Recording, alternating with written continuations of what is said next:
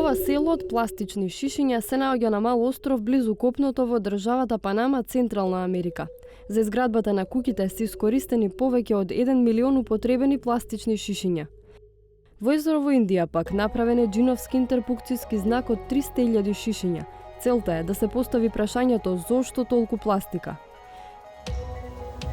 Со илјадници пластични шишиња дневно може да се пофали и реката Вардар, но нема иницијатива овој речиси неразградлив отпад да се употреби за нешто.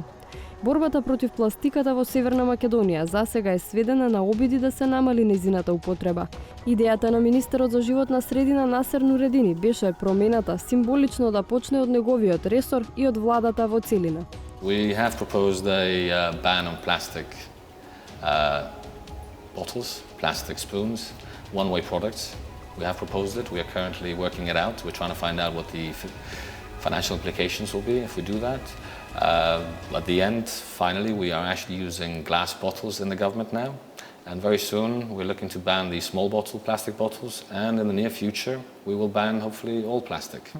Еден месец подоцна го проверивме напредокот на иницијативата на министерот. На последната владина седница пред секог од министрите имаше стаклена чаша и стаклено шише со вода. Но за разлика од министрите, новинарите пред секоја пресконференција во владата може да го измешаат кафето само со пластична лажичка или да се освежат само со вода во пластични шишиња. Директорот на владината служба за општи и заеднички работи Пеце Мирчевски вели дека и покрај добрите намери на Министерството за животна средина, работите не може да се сменат веднаш. Значи по закон нема врска да служиме само стакло.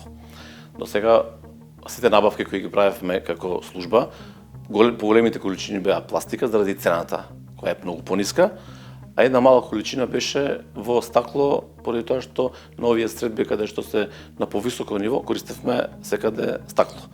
Мирчевски вели дека подготвиле анализа за финансиските импликации. Таа покажала дека замената на пластиката со стакло најмалку двојно ќе ги зголеми трошоците за набавка на вода. До сега ние за 80.000 литри вода која набавуваме во текот на годината, која ни е потребно за сите институции кои ги обслужуваме. Тоа зборувам тука за владата на Република Северна Македонија, за рестораните кои е во владата, ресторанот во Собрединито, Република Северна Македонија, ресторанот кај председателот на државата, резиденцијалните објекти, зборувам сега вилите во Охрид, во Дојран, на Попова Шапка и се разбира тука клубот на органи на управа или попознат како клубот на пратеници. До сегашната набавка чинеше наши предвидени средства, некаде околу 2,5 милиони денари, значи сега би коштало некаде околу 5 до 5,5 милиони денари на годишно ниво. Пластичните шишиња не се единствениот проблем. Еднакво голема закана за животната средина се пластичните кеси за еднократна употреба. Дали сте свесни вие и генерално луѓето околу штетноста на пластичните кеси? Да. Ама нема други. Има други? Нема. Хартиени? Дали има? Нема. Мо со торба сега сум пошла со кеса. Иначе со торба? Најчесто со торба. Зошто? Полесно ми ја влечам. Што е посигурно, торбата или кеса да ги собирам по автобус по улица? Торбава си е торба, уште 3 имам, не една и резервано сам. Зошто нема видлива борба против пластиката кога во власт има и зелена партија? Од Дом велат дека веќе се случуваат промени. Во моментов како партија имаат онлайн петиција. Тие законски измени се во тек, во законот за пакување и отпад од пакување. Мислам дека законот е веќе поставен на ЕНЕР и во овој закон ќе се имплементира европската директива, односно согласување со европската директива. А нашата цел со оваа петиција беше да ја зголемиме свесноста кај граѓаните и да ја добиеме поддршката од граѓаните за овие законски измени кои што ќе следат во процедура за донесување на законот. Нацрт законот за кој зборува лидерката на Дом во членот 10 предвидува генерална забрана на пластичните кеси за еднократна употреба. По исклучок ќе бидат дозволени само биоразградливи кеси. Надоместокот кој треба да го плаќаат крајните корисници за биоразградливите пластични кеси за транспорт на стоки изнесува 10 денари за парче и тој се плаќа на трговецот на местото на продажба.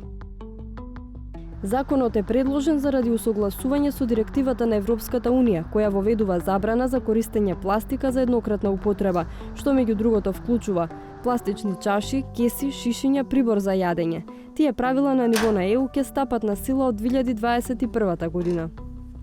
Новата регулатива во земјава пак се очекува да биде усвоена најрано кон средината на 2020 година, а членот 10 кој се однесува на забраната за употреба на кеси да стапи на сила во 2021. Од Министерството за животна средина велат дека како и на запад и кај нас се предвиден период за прилагодување. Не е возможно драстично да се променат одредени навики и пракси. Земјите членки треба да донесат закони, регулативи и административни одредби потребни за усогласување со оваа директива до 3 јули 2021 година, односно до 31 декември 2024 година. Според дел од невладиниот сектор, домашниот член 10 уште сега остава простор за злоупотреби, бидејќи не вклучува забрана и за биоразградливи кеси. Тие биоразградливи кеси пак ќе завршуваат на нашите депони, че немаме систем за селектирање. Самите депони кои не се средени наместо 50 години кога што би требало да се разгради една биоразградлива кеса, пак ќе помногу ни поради тоа што се тие под сонце се ќе одат во земја, ќе се само запалуваат. Од Министерството за животна средина убедуваат дека и биоразградливите кеси ќе бидат под строг режим преку подзаконски акти. Дозволено е пуштање на пазар на 100% биоразградливи пластични кеси за носење на стоки без надомест од крајните корисници, кои се произведени согласно пропишаните стандарди за биоразградливост. Исклучок се оксо биоразградливи и оксо разградливи производи. Нивна употреба нема да биде можна без наплата на надомест од крајните корисници. За законот да биде применлив во пракса, невладината Go Green бара од извршната власт да слушне дел од нивните предлози. Едно од решенијата го гледаат во вклучување на така наречените диви собирачи во системот на рециклирање отпад, бидејќи тие собираат и до 90% од фрлената пластика. И така дури и робата или секундарните суровини што ги собират ќе има многу поголема цена и тоа што ќе бидат платени ќе биде многу поквалитетно и нема да бидат манипулирани од падџи и од други играчи во бизнисот, поради тоа што собирачите уопште не се свесни за која е цената на пластиката денес, која е цената утре. Он добива за една џамбо вреќа 200 денари, иако таа цена може би им вреди многу повеќе. Новите регулативи за построга контрола на употребата на пластика не се само во еден, туку во вкупно 6 нацрт законски решенија. Со оглед на предстојните избори, најверојатно ниту еден нема да стигне на усвојување пред летото. На краток рок, останува да се види дали ќе се оствари барем иницијативата на Министерот за животна средина, државните институции да престанат да користат пластика за еднократна употреба. Додека СОЗР калкулира, од ресорот на Насер Нуредини велат дека не се откажуваат од нејзина реализација, колку и да чини.